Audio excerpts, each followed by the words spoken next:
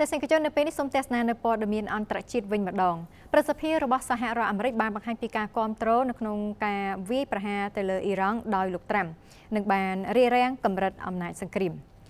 ប្រសិទ្ធភាពអាមេរិកមកពីគណៈបក្សសាធារណរដ្ឋបង្ហាញការគ្រប់គ្រងចំពោះយុទ្ធនាការយុទ្ធរបស់លោក Donald Trump ប្រឆាំងនឹងអ៊ីរ៉ង់នៅថ្ងៃទី4 ខែមិនិនាដែលបានបោះឆ្នោតទម្លាក់ចោលនៅសេចក្តីព្រាងច្បាប់មួយដែលមានបំណងបញ្ឈប់សង្គ្រាមតាមផ្លូវអាកាសនិងតម្រូវឲ្យរាល់អារិភាពប្រឆាំងនឹងអ៊ីរ៉ង់ត្រូវមានការអនុញ្ញាតជាមុនពីសភាប្រសិទ្ធភាពបានបោះឆ្នោតនៅក្នុងការគ្រប់គ្រង53សម្លេងទល់នឹងការប្រឆាំង47សម្លេងដើម្បីរារាំងសេចក្តីព្រាងច្បាប់ទៅលើអំណាចសង្គ្រាមមិនឲ្យបន្តទៅមុខបាន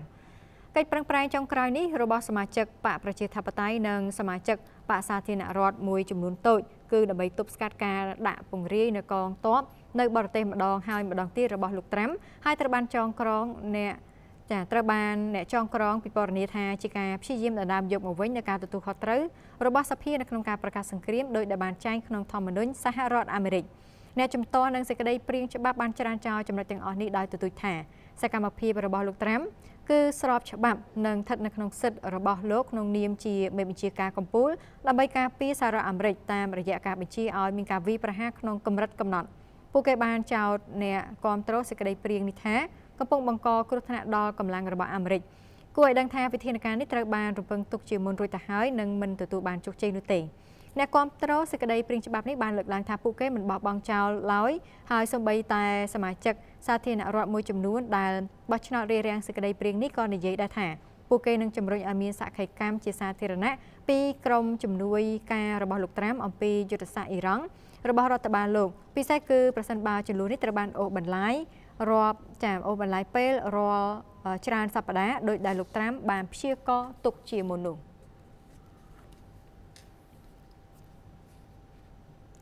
អ៊ីស្រាអែលវិញគឺបានព្រមានក្នុងការកម្ចាត់ចោលមេដឹកនាំកម្ពុជារបស់អ៊ីរ៉ង់ក្រោយពេលដែលលោកមូតាបាខាមីនីអាចនឹងស្នងតំណែងពីឪពុកនោះរដ្ឋមន្ត្រីការពារជាតិរបស់អ៊ីស្រាអែលលោកអ៊ីស្រាអែលខេតនៅថ្ងៃទី4ខែមិនិនាបានប្រកាសថាអ្នកដែលនឹងត្រូវជ្រើសរើសជាមេដឹកនាំកម្ពុជាបន្ទាប់របស់អ៊ីរ៉ង់នឹងក្លាយទៅជាគោលដៅសម្រាប់ការលុបបំបាត់ជាការកើនឡើងនៅវោហាសាសប៉ុន្មានថ្ងៃបន្ទាប់ពីអ៊ីស្រាអែលបានសម្លាប់លោកអាលីខាមេនីក្នុងការវាយប្រហារបង្កឲ្យមានសង្គ្រាមរាលដាលកាន់តែខ្លាំងពេញមជ្ឈមបូព៌ាក្រុមមន្ត្រីអ៊ីរ៉ង់និយាយថាក្រុមបុព្វជិតជាន់ខ្ពស់ដែលទទួលខុសត្រូវក្នុងការជ្រើសរើសមេដឹកនាំកម្ពុជាបន្ទាប់របស់អ៊ីរ៉ង់បានជួបប្រជុំគ្នានៅថ្ងៃទី3ខែមិនិនា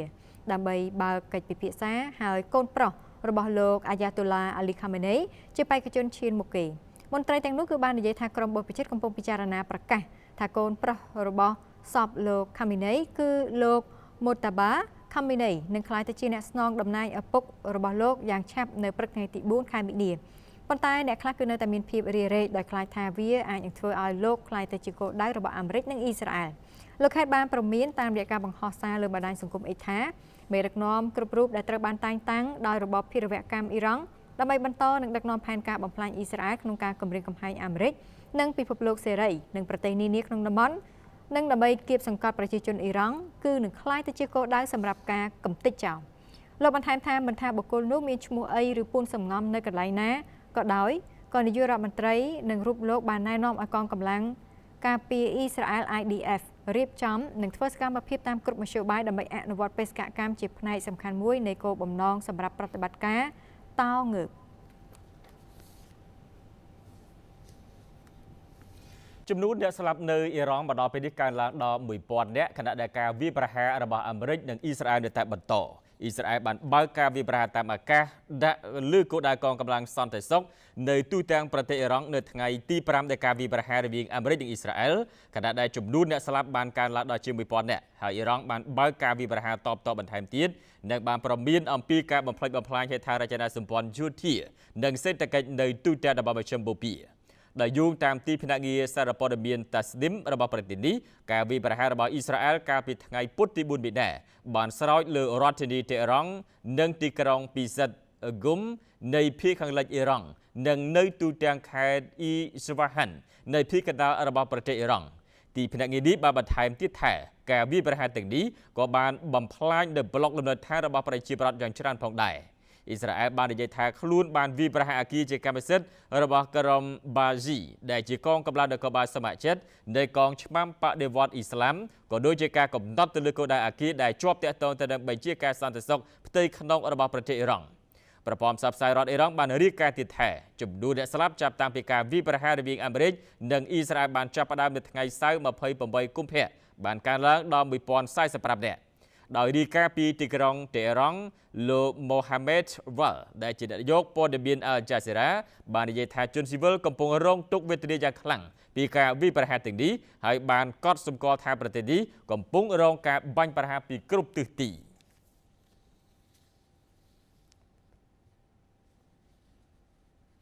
ការវាយប្រហារនឹងការគម្រាមកំហែងរបស់ប្រទេសអ៊ីស្រាអែលគឺជំរុញឲ្យមានវិបត្តិភេទខ្លួនយ៉ាងច្រើននៅភាគខាងត្បូងប្រទេសលីបង់អ៊ីស្រាអែលបានចេញបញ្ជាឲ្យជម្លៀសចេញដោយបង្ខំដល់ប្រជាជនទាំងអស់នៅភាគខាងត្បូងប្រទេសលីបង់ដែលធ្វើឲ្យការភៀសខ្លួនជាបន្តបន្ទាប់យ៉ាងច្រើនកាន់តែមានរូបភាពអាក្រក់ទៅស្របពេលដែលយោធាអ៊ីស្រាអែលបានបន្តបើកការវាយប្រហារដល់បង្ហូរឈាមនៅទូទាំងប្រទេស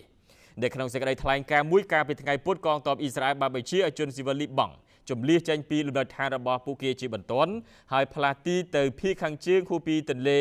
លីតានីខណៈដែលខ្លួនមានផែនការទម្លាក់ក្របែកលើអ្វីដែលបានចាត់ទុកថាជាគោលដៅក្រុម Hezbollah លោក Bernard Schmidt ដែលមកពីសារព័ត៌មាន Al Jazeera បានរាយការណ៍ពីរដ្ឋធានី Beirut ប្រទេសលីបង់ថាមនុស្សរាប់ម៉ឺននាក់កំពុងត្រូវបានបង្ខំឲ្យភៀសខ្លួនទៅភាគខាងជើងមនុស្សយ៉ាងហោចណាស់ចំនួន83,000នាក់ត្រូវបានជម្លៀសចេញពីលំនៅឋានរបស់ពួកគេនៅទូទាំងប្រទេសលីបង់ចាប់តាំងពីអ៊ីស្រាអែលបានបើកការវាយប្រហារតាមអាកាសជាថ្មីលើប្រទេសនេះកាលពីដើមសប្តាហ៍កន្លងទៅនេះបើយោងទៅតាមតួលេខចុងក្រោយពីក្រសួងសង្គមគិច្ចរបស់ប្រទេសលីបង់ការប្រយុទ្ធគ្នាឆ្លងព្រំដែនកាន់តែខ្លាំងឡើងនេះបានចាប់ផ្ដើមកាលពីថ្ងៃច័ន្ទបន្ទាប់ពីក្រុម Hezbollah បានបាញ់រ៉ុកែតចូលទៅកាន់ទឹកដីអ៊ីស្រាអែលបន្ទាប់ពីការចាប់ផ្ដើមវាយប្រហារកាលពីថ្ងៃសៅរ៍ធ្វើឡើងដោយអ៊ីស្រាអែលនិងអាមេរិកលើប្រទេសអ៊ីរ៉ង់ដែលគាំទ្រក្រុមនៅលីបង់ក្រសួងសុខាភិបាលរបស់លីបង់បាននិយាយថាមនុស្សយ៉ាងហោចណាស់ចំនួន72នាក់រួមទាំងកុមារ7នាក់ត្រូវបានសម្លាប់និង437នាក់ផ្សេងទៀតបានរងរបួសនៅក្នុងរលកនៃការវាយប្រហាររបស់អ៊ីស្រាអែលដែលបានកំណត់គោលដៅនៅភាគខាងត្បូងប្រទេសព្រមទាំងតំបន់នានានៅរដ្ឋធានី Beirut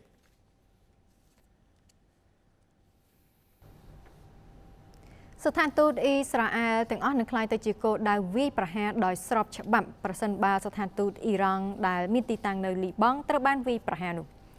មន្ត្រីជាន់ខ្ពស់អ៊ីរ៉ង់ម្នាក់ព្រមានថាប្រសិនបើអ៊ីស្រាអែលវាយប្រហារស្ថានទូតអ៊ីរ៉ង់នៅលើទីតាំងនៃប្រទេសលីបង់ស្ថានទូតទាំងអស់របស់ខ្លួននឹងក្លាយទៅជាគោលដៅស្របច្បាប់នេះបើយោងតាមទីភ្នាក់ងារសារព័ត៌មានពាក់កណ្ដាលផ្លូវការ Tasnim លោក Abu Faz Kachi អ្នកនាំពាក្យកងកម្លាំងប្រដាប់អាវុធអ៊ីរ៉ង់បានអត្ថាធិប្បាយនេះដើម្បីឆ្លើយតបទៅនឹងការគំរាមកំហែងថ្មីរបស់អ៊ីស្រាអែលប្រឆាំងនឹងស្ថានទូតអ៊ីរ៉ង់នៅលីបង់លោក Kachi បានសង្កត់ធ្ងន់ថាប្រសិនបើអ៊ីស្រាអែលប្រព្រឹត្តបទឧក្រិដ្ឋបែបនេះហើយវាប្រហារស្ថានទូតអ៊ីរ៉ង់នៅលីបង់វានឹងបង្ខំឲ្យយើងចាត់ទុកថាស្ថានទូតអ៊ីស្រាអែលទាំងអស់នៅទូទាំងពិភពលោកថាជាគោលដៅស្របច្បាប់ហើយយើងពិតជានឹងចាត់វិធានការតបវិញលោកសេខាឈីបាននិយាយថាលើកលែងតែសហរដ្ឋអាមេរិកនិងអ៊ីស្រាអែលអ៊ីរ៉ង់មិនមានអរិភាពចំពោះប្រទេសដទៃទៀតហើយជំរុញទំនាក់ទំនងការបរទេសរបស់ខ្លួនដោយផ្អែកទៅលើការចូលរួមជាក់ស្ដែងការអត្ថាធិប្បាយនេះធ្វើឡើងនៅពេលដែលប្រតិបត្តិការយោធារួមគ្នារវាងអាមេរិកនិងអ៊ីស្រាអែលប្រឆាំងនឹងអ៊ីរ៉ង់ចូលដល់ថ្ងៃទី5របស់ខ្លួនប្រតិបត្តិការនេះបង្កឲ្យមានការកើនឡើងយ៉ាងខ្លាំង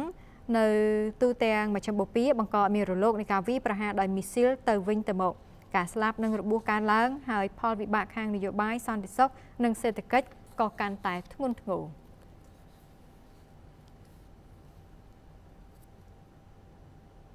សហរដ្ឋអាមេរិកបានបាត់បង់នៅធនធានយោធាដែលមានតម្លៃរហូតជិត$2,000 លានក្នុងរយៈពេល4ថ្ងៃក្នុងជម្លោះជាមួយនឹងអ៊ីរ៉ង់ខណៈដែលអាមេរិកនិងអ៊ីស្រាអែលធ្វើប្រតិបត្តិការយោធារួមគ្នានៅប្រទេសអ៊ីរ៉ង់ទីក្រុងវ៉ាស៊ីនតោនរងនៅការបាត់បង់ធនធានយោធាជិត$2,000 លានក្នុងរយៈពេល4ថ្ងៃដំបូងនៃយុទ្ធនាការ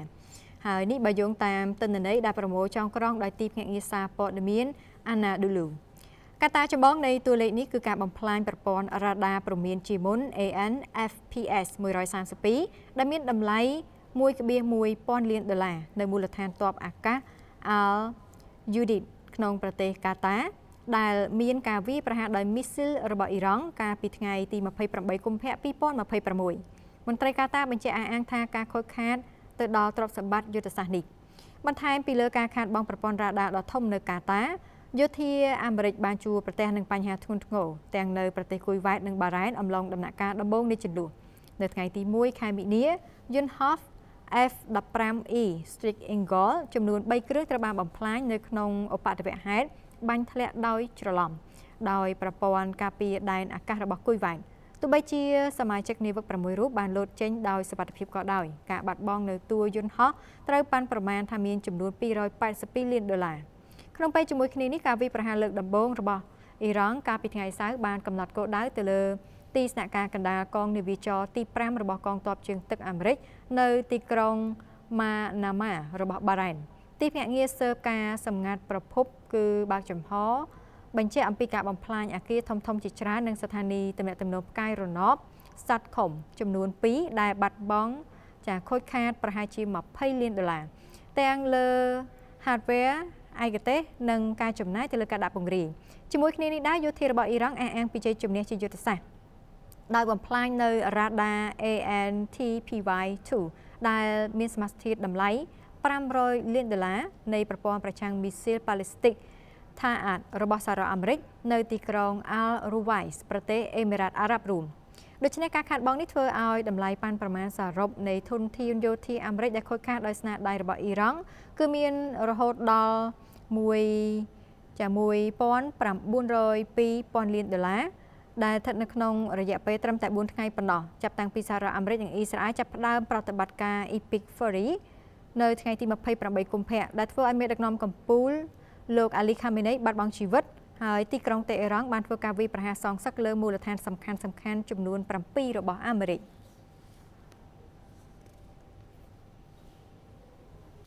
ស្របពេលដែលចំនួននៅតែតឹងតែងមកដល់ពេលនេះទីភ្នាក់ងារធម្មពលបរមាណូអន្តរជាតិបានលើកឡើងថាមកដល់ពេលនេះមិនទាន់ឃើញមានហានិភ័យនៃការបញ្ចេញវិទ្យុសកម្មនៅអ៊ីរ៉ង់នោះទេទីភ្នាក់ងារធម្មពលបរមាណូអន្តរជាតិបាននិយាយកាលពីថ្ងៃពុធថាដោយផ្អែកទៅលើការវិភាគរូបភាពផ្កាយរណបចុងក្រោយបំផុតដែលមាននោះគឺពុំមានការខូចខាតណាមួយត្រូវបានរកឃើញចំពោះកន្លែងដែលមានសម្ភារៈនុយក្លេអ៊ែរនៅក្នុងប្រទេសអ៊ីរ៉ង់នោះទេដូច្នេះរូបភាពនេះបានបង្ហាញថាមិនមានហានិភ័យនៃការបញ្ចេញនៅវិទ្យុសកម្មនៅពេលនោះទេនេះបើយោងទៅតាមការបង្ហោះនៅលើប្រព័ន្ធផ្សព្វផ្សាយនៅក្នុងបណ្ដាញសង្គមរបស់ទីភ្នាក់ងារធម្មពលបរមាណូអន្តរជាតិនៅជាទីតាំងនុយក្លេអ៊ែរអ៊ីស្វ៉ាហាន់ការហូចខាតអាចមើលឃើញនៅអគារ2នៅរោងចក្រនុយក្លេអ៊ែរណាតាន់មិនមានផលប៉ះពាល់បន្ថែមត្រូវបានរកឃើញទេបន្ទាប់ពីការខូចខាតដែលបានរាយការណ៍ពីមុនដោយច្រកចូលរបស់វាខណៈដែលមិនមានផលប៉ះពាល់ដល់រោងចក្រនុយក្លេអ៊ែរផ្សេងទៀតរួមទាំងរោងចក្រថាមពលនុយក្លេអ៊ែរ Busher ទីភ្នាក់ងារថាមពលនេះបានបញ្ជាក់ទៀតថាខ្លួននៅតែមានទំនាក់ទំនងជាប់លាប់ជាមួយនាយកកសវត្ថិភាពនុយក្លេអ៊ែរជាតិនៅមជ្ឈមបូព៌ារហូតមកដល់ពេលនេះមិនមានការកើនឡើងនៃវិទ្យុសកម្មត្រូវបានរកឃើញនោះទេដោយបន្ថែមថារោងចក្រថាមពលនុយក្លេអ៊ែរនៅអេមីរ៉ាតអារ៉ាប់រួមនិងរ៉េអាទ័រនុយក្លេអ៊ែរនៅហ្សដនីនិងស៊ីរីនៅតែបន្តដំណើរការជាធម្មតានៅក្នុងការបង្ហោះនៅលើប្រព័ន្ធផ្សព្វផ្សាយសង្គមអគ្គនាយករបស់ទីភ្នាក់ងារថាមពលបរមាណូអន្តរជាតិលោក Rafael Grossi បានសង្កត់ធ្ងន់លើសារៈសំខាន់បំផុតនៃការរក្សាសុវត្ថិភាពនិងសន្តិសុខនុយក្លេអ៊ែរក្នុងតំបន់ក្នុងអំឡុងពេលជម្លោះយោធាដ៏តឹងតែងនេះសហរដ្ឋអាមេរិកនិងអ៊ីស្រាអែលកាលពីថ្ងៃសៅរ៍បានចាប់ផ្ដើមទៅលើប្រតិបត្តិការប្រយុទ្ធដែលមានលក្ខណៈទ្រង់ទ្រាយធំប្រឆាំងទៅនឹងប្រទេសអ៊ីរ៉ង់នៅថ្ងៃអង្គារទីភ្នាក់ងារមួយនេះបាននិយាយថាការខូចខាតមួយចំនួនថ្មីនេះត្រូវបានបញ្ជាក់ចំពោះរោងចក្រចម្រាញ់ប្រេងឥន្ធនៈដែលមានឈ្មោះថា Natanz របស់អ៊ីរ៉ង់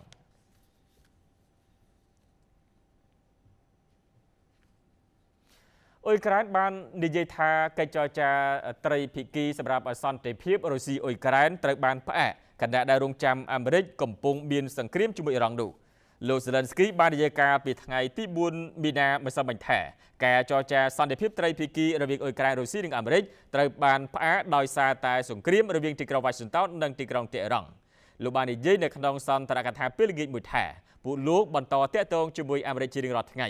សម្រាប់ពេលនេះដោយសារតែស្ថានភាពជាមួយអ៊ីរ៉ង់សញ្ញាចាំបាច់សម្រាប់កិច្ចប្រជុំត្រីភាគីមិនទាន់មកដល់នៅឡើយនោះទេសហរដ្ឋអាមេរិកអ៊ីស្រាអែលបានបើកការវាយប្រហារលើប្រទេសអ៊ីរ៉ង់នៅថ្ងៃ28កុម្ភៈកន្លងទៅបន្ទាប់ពីការតវ៉ាប្រឆាំងរដ្ឋាភិបាលអស់រយៈពេលជាច្រើនសប្តាហ៍នៅក្នុងប្រទេសនេះការវាយប្រហារនេះបានកើតឡើងបន្ទាប់ពីការចរចារវាងទីក្រុង Washington និងទីក្រុងតេអ៊ីរ៉ង់បានបរាជ័យក្នុងការឈានដល់កិច្ចព្រមព្រៀង ទៅលើកម្មវិធីចម្រាញ់សារធាតុអ៊ុយរ៉ានីញ៉ូមផលិតគ្រាប់បែកនុយក្លេអ៊ែររបស់ប្រទេសអ៊ីរ៉ង់ការប្រឹងប្រែងរបស់អាមេរិកក្នុងការសម្របសម្រួលកិច្ចព្រមព្រៀងសន្តិភាពរវាងអ៊ុយក្រែននិងរុស្ស៊ីបានកើនឡើងក្នុងរដូវរងាហើយសន្ទុះបានថយចុះទៅវិញក្នុងរយៈពេលប៉ុន្មានសប្តាហ៍ថ្មីៗនេះលោកសេឡិនស្គីបាននិយាយថាដរាបណាស្ថានភាពសន្តិសុខនិងបរិបទនយោបាយទូលំទូលាយអនុញ្ញាតឲ្យពួកលោកបន្តការងារការទូតជាលក្ខណៈត្រីភាគីពួកលោកនឹងធ្វើអ៊ុយក្រែនបានត្រៀមខ្លួនរួចរាល់សម្រាប់ការចរចាដើម្បីបញ្ចប់សង្គ្រាមដែលមានអាយុកាលជាង4ឆ្នាំកន្លងទៅនេះបណ្ដាប្រទេសនៅអឺរ៉ុបខាងជើងវិញគឺបានឯកភាពគ្នានៅក្នុងការរៀបចំផែនការជន្លៀសរួមក្នុងករណីមានវិបត្តិឬជន្លោះយោធាស៊ុយអែតបាននិយាយនៅថ្ងៃទី4មិនិនាថាប្រទេសចំនួន10នៅទូទាំងអឺរ៉ុបខាងជើងបានព្រមព្រៀងគ្នារៀបចំសម្រាប់លទ្ធភាពនៃការជន្លៀសប្រជាជនស៊ីវិលឆ្លងកាត់ព្រំដែនក្នុងករណីមានវិបត្តិឬជន្លោះយោធាណាមួយបានកើតឡើងនៅក្នុងតំបន់ដែលបង្ហាញពីការដកស្រង់បទពិសោធន៍ជាក់ស្ដែងពីសង្គ្រាមនៅអ៊ុយក្រែនប្រទេសទាំង10នឹងរួមគ្នារៀបចំផែនការដែលគ្របដណ្ដប់ទៅលើការដឹកជញ្ជូនការត្រួតពិនិត្យព្រំដែនច្រករបៀងធ្វើដំណើរនិងបញ្ហាផ្សេងៗទៀតប្រទេសអាល្លឺម៉ង់និងប៉ូឡូញរួមជាមួយនឹងសមាជិកអង្គការ NATO ផ្សេងៗទៀតដែលមានដូចជាអេស្តូនី ឡាតវី លីទុយអានី ស៊ុយអែត ណ័រវេស ហ្វាំងឡង់ អ៊ីស្លង់និងដាណឺម៉ាកបានបង្កើនការរៀបចំផែនការរបស់ពួកគេក្នុងរយៈពេលប្រមាណឆ្នាំចុងក្រោយនេះសម្រាប់លទ្ធភាពនៃជម្លោះប្រដាប់អាវុធជាមួយរុស្ស៊ីនាពេលអនាគតវិមានក្រំឡាំងបានលើកឡើងដដែលថារុស្ស៊ីមិនមានបំណងវាយប្រហារបណ្ដាប្រទេសណាតូនោះទេក្រសួងការពារជាតិស៊ុយអែតវិញបានលើកឡើងក្នុងសេចក្តីថ្លែងការណ៍ប្រកាសលើកិច្ចព្រមព្រៀងអឺរ៉ុបខាងជើងថាបទពិសោធន៍ពីអ៊ុយក្រែនបង្ហាញថាការផ្លាស់ប្ដូរទីលំនៅបណ្ដោះអាសន្នរបស់ប្រជាជននឹងអនុញ្ញាតឲ្យការការពារប្រទេសអាចបន្តទៅមុខបានខណៈដែលប្រជាជនស៊ីវិលត្រូវបានការពារមនុស្សរាប់លាននាក់បានភៀសខ្លួនចេញពីអ៊ុយក្រែនក្នុងរយៈពេល4ឆ្នាំមកនេះចាប់តាំងពីប្រតិបត្តិការយោធាទ្រង់ទ្រាយធំរបស់រុស្ស៊ីក្នុងខែកុម្ភៈឆ្នាំ2022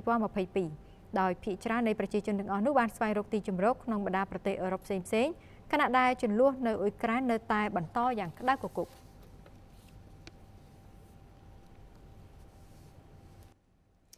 ដល់ឡែកប្រទេសចិននៅបង្កើនថវិកាទៅលើវិស័យការពារជាតិរបស់ខ្លួនប្រមាណជា7% ក្នុងពេលដែលមានភាពតានតឹងសន្តិសុខសកលដែលកំពុងតែកើនឡើងប្រទេសចិននឹងបង្កើនថវិកាទៅលើវិស័យការពារជាតិរបស់ខ្លួនសម្រាប់ឆ្នាំនេះចំនួន7% ជាការធ្លាក់ចុះបន្តិចពីការកើនឡើង7.2% កាលពីឆ្នាំមុនក្នុងពេលដែលមានការប្រជែងជាយុទ្ធសាស្ត្រជាមួយសហរដ្ឋអាមេរិកភាពតានតឹងនៅច្រកសមុទ្រតៃវ៉ាន់និងចំនួនកាន់តែរាលដាលនៅតំបន់មជ្ឈិមបូព៌ាដែលយោងតាមរបាយការណ៍សេចក្តីព្រៀងថវិកាដែលប្រព័ន្ធផ្សព្វផ្សាយ CNA បានឃើញនៅថ្ងៃប្រហ័ននេះបានបញ្ជាក់ថាថវិកានេះនឹងកើនឡើងដល់$276.9 លានសហរដ្ឋអាមេរិកឯណោះឯកសារនេះត្រូវបានកំណត់ឲ្យចេញផ្សាយភ្លាមៗនៅពេលដែលនាយករដ្ឋមន្ត្រីរបស់ប្រទេសចិនបានថ្លែងពីរបាយការណ៍ការងាររបស់រដ្ឋាភិបាលនៅក្នុងពេលបើកសម័យប្រជុំសភាប្រជាជាតិប្រទេសចិនបានបង្កើនថវិកាការពារជាតិប្រចាំឆ្នាំរបស់ខ្លួនចំនួន7.2% ក្នុងរយៈពេល3ឆ្នាំកន្លងទៅនេះតួលេខខ្ពស់បំផុតត្រូវបានចេញផ្សាយជារៀងរាល់ឆ្នាំនៅក្នុងសម័យប្រជុំ2លើករួមមានការជួបប្រជុំសភាប្រជាជនជាតិនិងកិច្ចប្រជុំនៃស្ថាប័នប្រឹក្សានយោបាយកម្ពុជារបស់ប្រទេសកិច្ចប្រជុំនៅក្នុងឆ្នាំនេះធ្វើឡើងនៅពេលដែលប្រទេសចិនចាប់ផ្ដើមអនុវត្តផែនការ5ឆ្នាំលើកទី15របស់ខ្លួនដែលនៅកំណត់យុទ្ធសាស្ត្រសេដ្ឋកិច្ចរហូតដល់ឆ្នាំ2030ការចំណាយទៅលើវិស័យការពារជាតិរបស់ប្រទេសចិននេះត្រូវបានតាមដានយ៉ាងដិតដល់ជាសូចនាករនៃអធិភាពយុទ្ធសាស្ត្ររបស់ទីក្រុងប៉េកាំងរបស់ចិនក្នុងពេលដែលមានភាពតានតឹងនៅច្រកសមុទ្រតៃវ៉ាន់និងសមុទ្រចិនខាងត្បូងព្រមទាំងការប្រគល់ប្រជែងរវាងចិននិងអាមេរិកកាន់តែខ្លាំងឡើង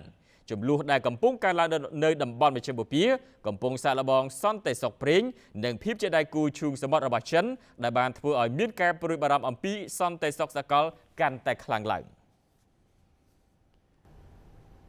ប្រជាជននេប៉ាល់បាននាំគ្នាទៅបោះឆ្នោតនៅក្នុងក្តីសង្ឃឹមក្នុងការផ្លាស់ប្ដូរបន្ទាប់ពីមានបាតកម្មដ៏បង្ហូរឈាម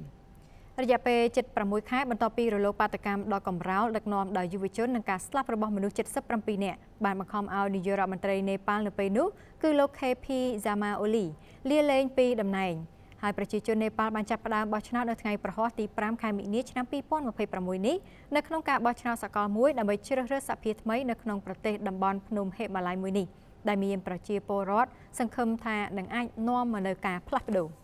ម្ចាស់ឆ្នោតប្រហែល19លាននាក់នៃប្រជាជននេប៉ាល់សរុប30លាននាក់មានសិទ្ធិបោះឆ្នោតជ្រើសរើសសមាជិកសភាចំនួន275រូបតាមរយៈប្រព័ន្ធបោះឆ្នោតចម្រុះដោយក្នុងនោះ មាន165អាសនៈតាមរយៈការបោះឆ្នោតផ្ទាល់គឺឈ្នះបានអាសនៈនិង110អាសនៈទៀតតាមរយៈប្រព័ន្ធសមាមាត្រ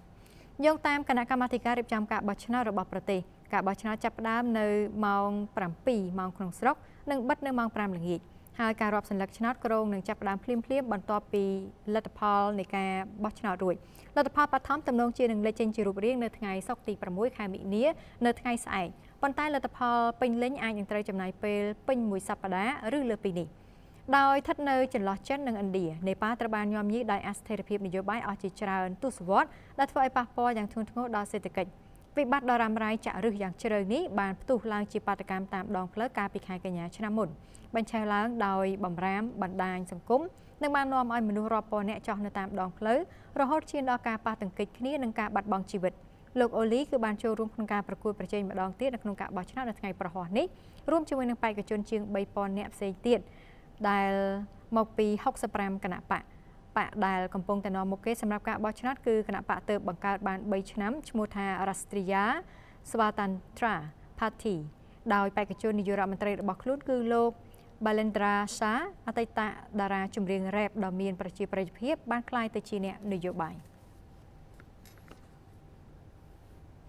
បលូននេះជាទីគោរពទាំងអស់នេះគឺជាព័ត៌មានសំខាន់ដែលបានកើតឡើងប្រចាំថ្ងៃអរគុណសម្រាប់ការតាមដានទស្សនារបស់លោកអ្នកព័ត៌មានជាច្រើនវិស័យថ្មីទាំងជាតិអន្តរជាតិទាន់ហើយការ